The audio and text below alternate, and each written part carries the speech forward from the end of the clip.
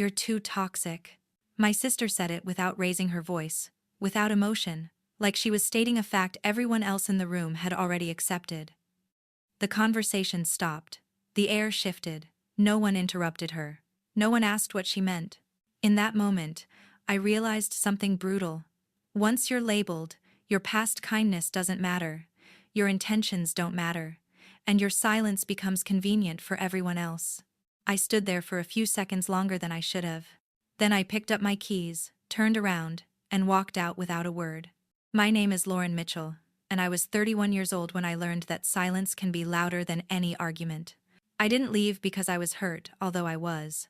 I left because I finally understood that defending myself would only confirm the story they had already written about me. If I spoke, I would be dramatic. If I explained, I would be manipulative. If I cried, I would be unstable. So I chose the one response they couldn't twist. I chose nothing.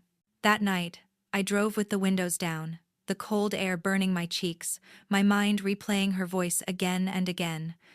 Too toxic. It was strange how easily the word erased everything I had been for years.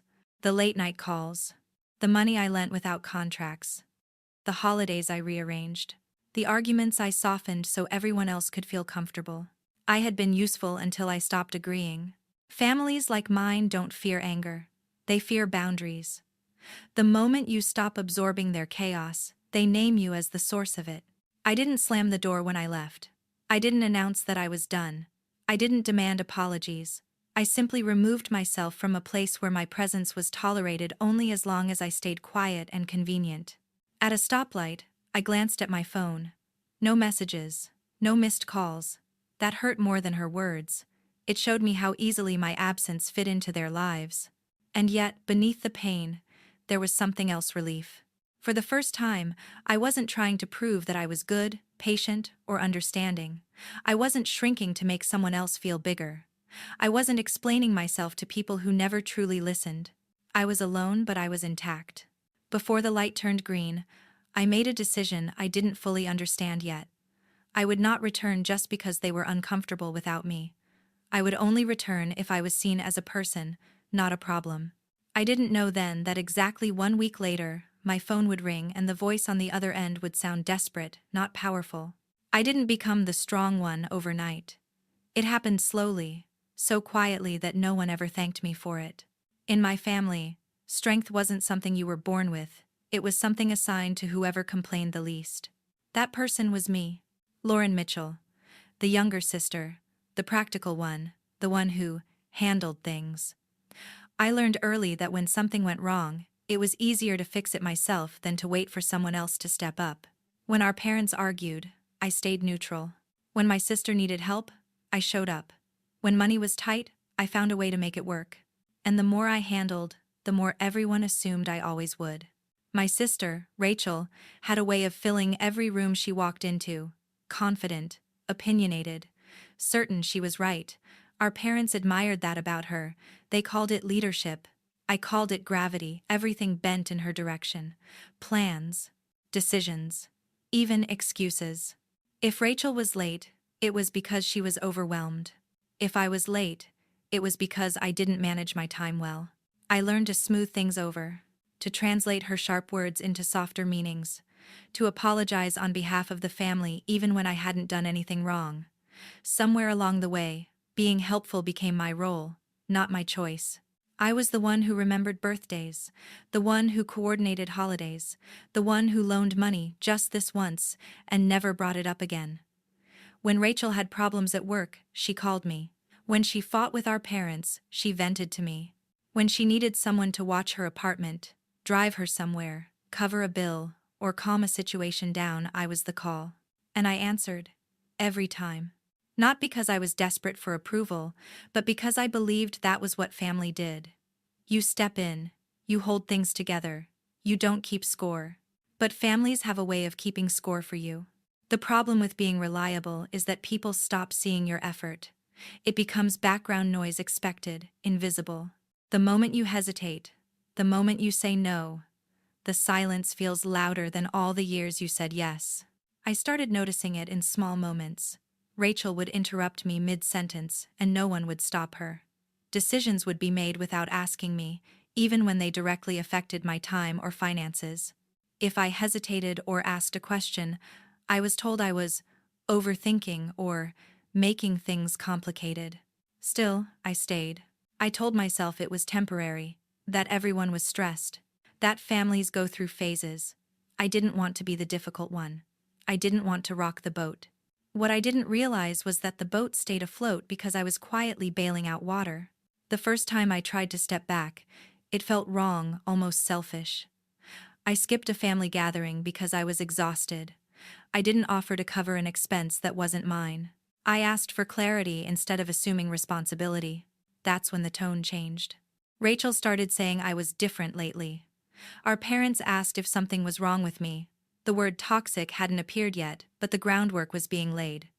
Concern masked as criticism. Questions framed like accusations. Why are you so sensitive? Why are you pulling away? Why can't you just let things go? What they really meant was, why aren't you making this easier for us anymore? I wasn't angry. I wasn't plotting an exit. I was just tired. Tired of carrying a weight no one acknowledged. Tired of shrinking myself to keep everyone else comfortable. I didn't stop caring. I stopped absorbing. And that shift made them uncomfortable. Rachel especially didn't like it. She was used to me being the buffer, the quiet support behind her confidence. When I stopped filling in the gaps, her world felt less stable, and instead of asking why, she labeled me. Because labels are easier than accountability. By the time she called me toxic, the story had already been written. I was no longer the one who held everything together. I was the problem that needed to be removed. What none of them understood was this. I didn't leave because I wanted to punish anyone. I left because I had finally seen the pattern clearly. I wasn't holding the family together. I was holding myself together for everyone else. And I couldn't do it anymore.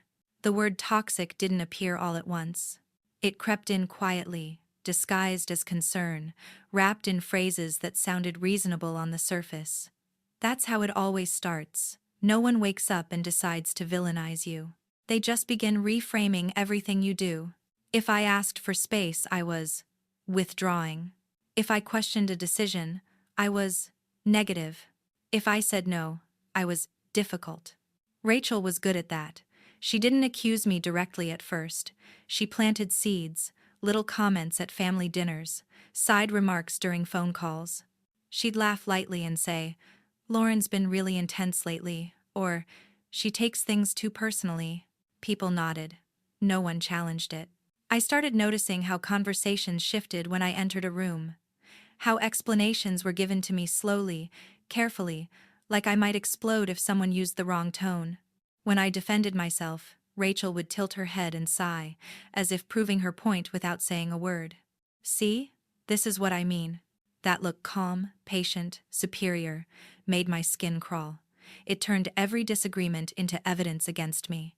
I could feel it happening, the way my voice carried less weight every time I spoke. The real escalation came the night we argued about something small, something that shouldn't have mattered. A family plan that had already been decided without me. Again. I asked quietly why no one had checked if I was available. That was it. No accusation. No raised voice. Just a question. Rachel snapped. She said I was exhausting. That everything had to be a discussion with me. That I drained the energy out of the room. Our parents watched in silence. I waited for someone, anyone, to interrupt her, to say it was unfair. No one did. I tried to respond calmly, but my words barely landed before she cut me off. "This is exactly what I'm talking about," she said. "You twist everything. You always play the victim." That hurt more than anger would have. Because it wasn't true. I wasn't playing anything. I was just asking not to be erased. The argument spiraled fast after that. Every example I gave of times I'd helped, times I'd shown up, was dismissed as me keeping score. Every boundary I named was reframed as manipulation. The more I tried to explain, the more she leaned back, arms crossed, wearing that same tired expression. Finally, she said it. "You're too toxic, Lauren." The room went silent. The word hung there, heavy and irreversible. Toxic. like I was something that spread, something that needed to be contained or removed. She didn't shout it. She didn't insult me. She said it like a diagnosis, like she was doing everyone a favor by finally naming the problem. I looked around the room. My parents avoided my eyes. Not one of them asked what she meant. Not one of them questioned whether that label fit. That's when I understood something devastating. This wasn't about my behavior. It was about control. The moment I stopped absorbing everything quietly, the moment I stopped smoothing things over, I became inconvenient. And inconvenient people are easier to silence when you label them. Toxic is a powerful word. It shuts down conversation. It discredits pain. It turns boundaries into threats. Once it's spoken, anything you say afterwards sounds like proof. I felt my chest tighten, not with rage but with clarity. If I defended myself, I would be toxic. If I cried, I would be unstable. It's not a do this. If I stayed silent, they would still believe her. There was no version of me that could win in that room. Rachel kept talking, explaining to the others how hard it was to deal with me, how she'd been patient for so long, how she was just being honest. I barely heard her. I was watching my own hands, how steady they were, how calm I felt despite everything. Something in me shut down, not in defeat, but in self-preservation. I realized that staying would mean accepting a role I didn't deserve. It would mean letting that word define me, and I refused. So I stood up. No speech, no defense, no tears. I grabbed my bag, looked at the people who had watched me carry them for years, and said nothing at all. As I walked toward the door, Rachel scoffed softly, like my silence proved her right. She didn't understand. Silence wasn't surrender. It was the moment I stopped letting her weaponize my presence against me. People think silence means you have nothing to say. They're wrong. Silence is what you choose when every word has already been twisted against you. As I stood there with my bag in my hand, I felt an unfamiliar calm settle over me. Not peace, clarity. I understood, all at once, that nothing I said in that room would be heard the way I meant it. Every sentence would be filtered through the label Rachel had just placed on me. Toxic. That single word had already decided the outcome. If I defended myself, I would be proving her right. If I explained, I would sound desperate. If I begged to be understood, I would lose the last piece of dignity I still had. So I didn't speak. I walked to the door slowly, not because I was unsure, but because I wanted to remember that moment. The sound of my footsteps on the floor, the weight of my bag on my shoulder, the way no one stopped me. That hurt more than the argument itself.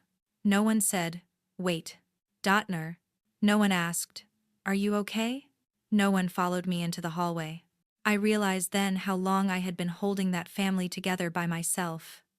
The second I let go, everything went quiet. Outside, the air felt colder than it had moments before.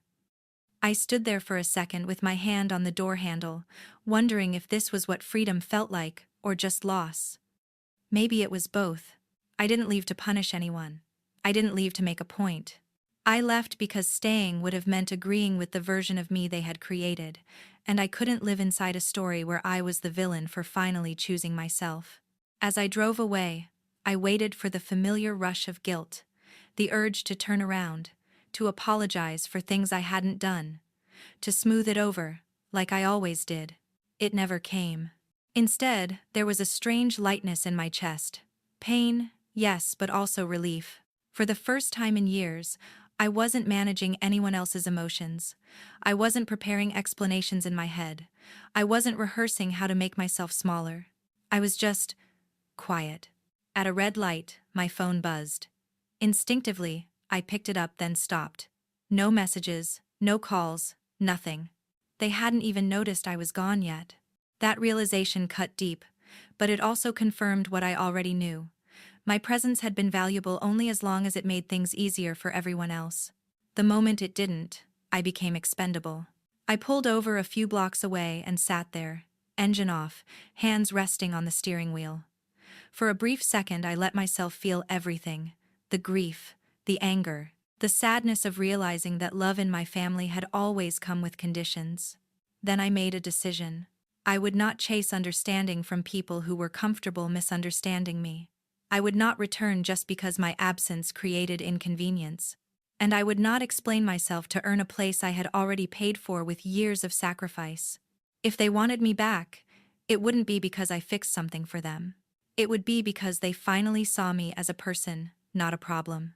I didn't know then how quickly that test would come. I only knew that walking away without a word was the first honest thing I had done for myself in a very long time. The first day without me passed quietly, or so I thought. I imagined them moving through the house the way they always had, barely noticing the space I used to fill. That illusion didn't last long. By the second day, the cracks began to show. I know this because small things started reaching me through people who didn't mean to carry messages. A missed payment that no one remembered to schedule. A plan that fell apart because no one coordinated it. A family obligation that turned tense when no one stepped in to smooth it over. Those were the things I used to handle without announcement. The details no one noticed because they were always done. Without me, nothing exploded right away. It just unraveled. Rachel was the first to feel it. She'd always been the loudest voice in the room, the one who took charge, at least on the surface. But leadership looks different when there's no one quietly backing you up. Decisions that used to feel easy suddenly required follow-through. Conversations that used to end neatly started looping back with unresolved tension. By midweek, my phone buzzed for the first time. Not from Rachel. From our mother. She didn't say my name at first. She asked if I was busy. If I'd heard about the confusion over a family matter. Her voice was careful, almost rehearsed, as if she were testing how much ground she could reclaim without admitting anything had gone wrong. I listened. I didn't volunteer help. I didn't offer solutions. I simply said I was fine and ended the call. The silence I left behind wasn't empty anymore. It was heavy. By the fourth day, I heard more. Rachel had missed a deadline she didn't know existed. She assumed someone else had taken care of it. When she realized it hadn't been done, she snapped. At our parents. At a friend. At anyone within reach. That's the thing about people who call others toxic. They're often unprepared to face their own chaos without a buffer. Without me absorbing the fallout, Rachel's sharp edges had nowhere to land but back on herself, and she didn't like it. She started asking questions not directly, but through others. Was I really not coming by? Did anyone know where I was staying? Did I say when I'd be back? I said nothing. On the fifth day, the story shifted. Concern replaced irritation. The tone changed from annoyance to urgency. A plan Rachel had insisted on went wrong, and suddenly there was no one to blame quietly. No one to rearrange schedules. No one to take responsibility without acknowledgement. That was when my absence stopped being theoretical. It became a problem. I didn't celebrate that. I didn't feel triumphant. Mostly, I felt tired in a way that comes when you realize how much weight you were carrying, without ever being asked if you wanted to. I remembered all the times I'd stayed up late fixing things no one would ever see. All the conversations I'd softened so someone else could feel right.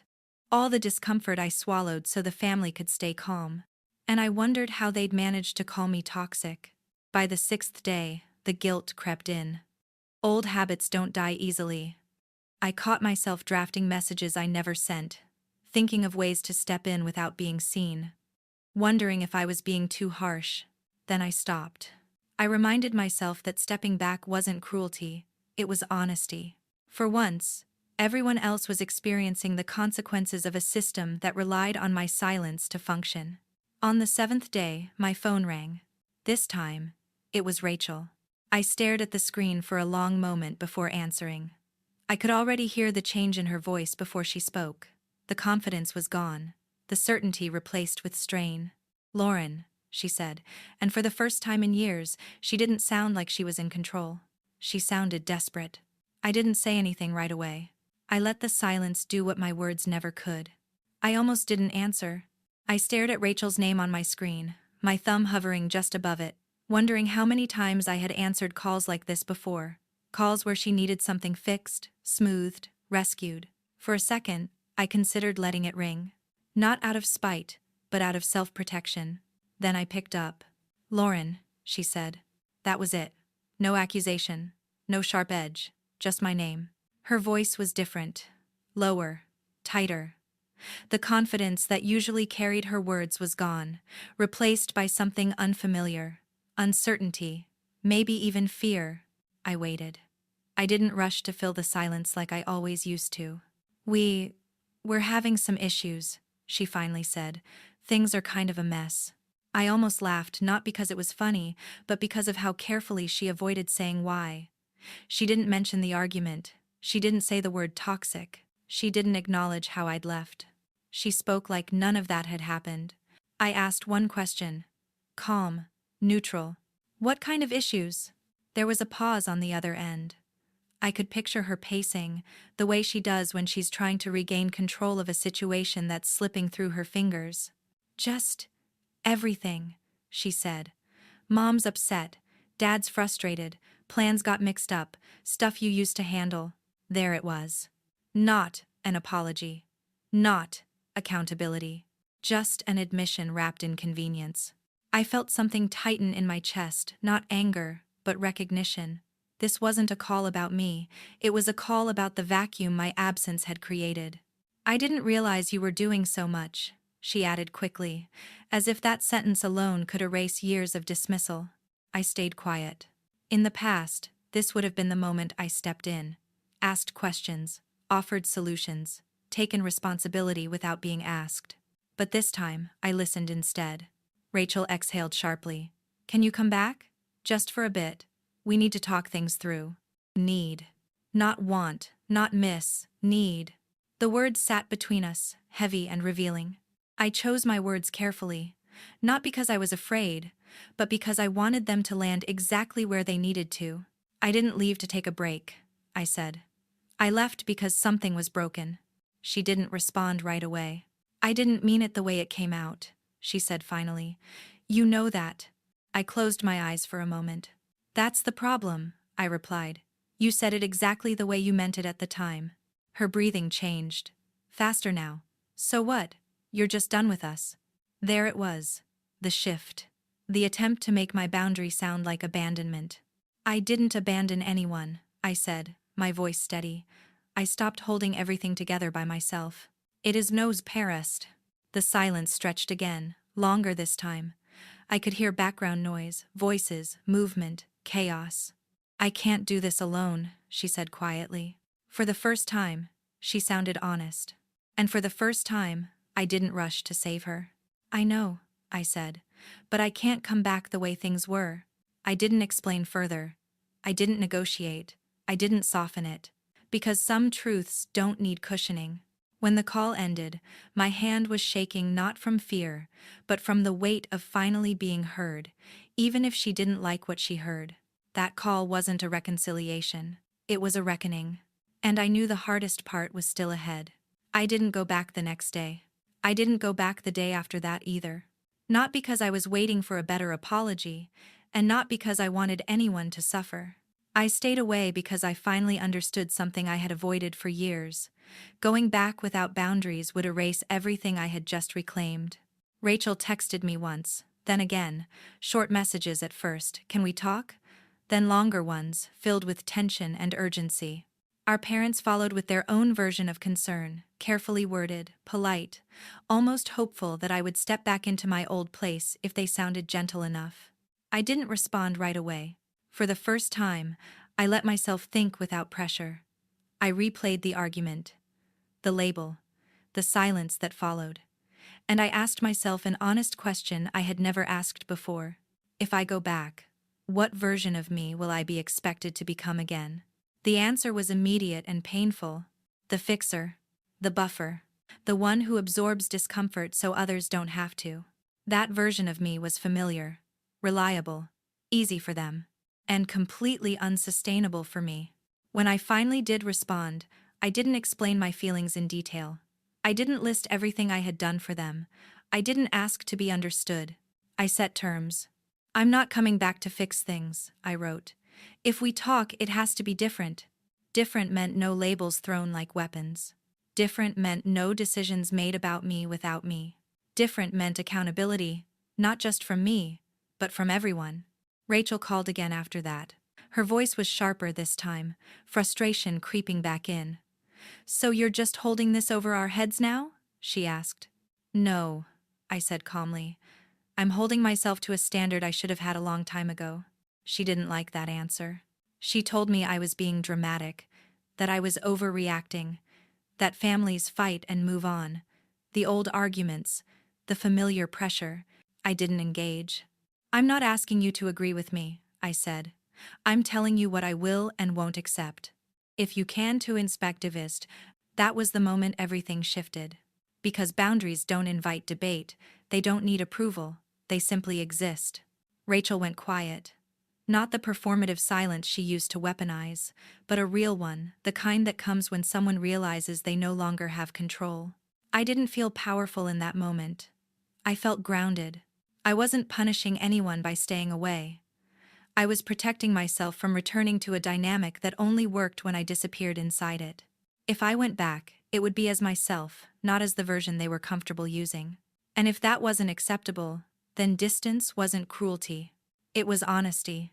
I didn't get a dramatic apology. There was no family meeting where everything suddenly made sense. No tears that fixed years of imbalance.